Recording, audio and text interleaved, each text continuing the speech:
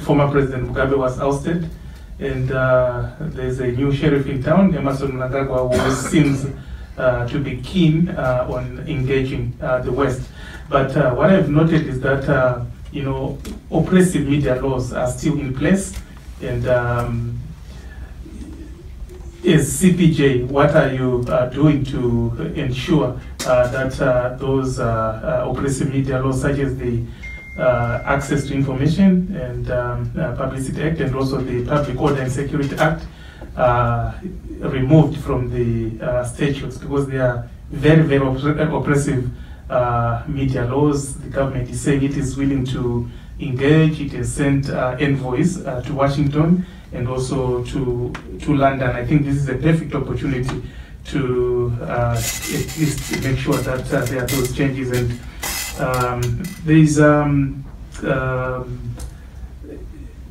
journalist who was also abducted in 2015, Itai Zamara.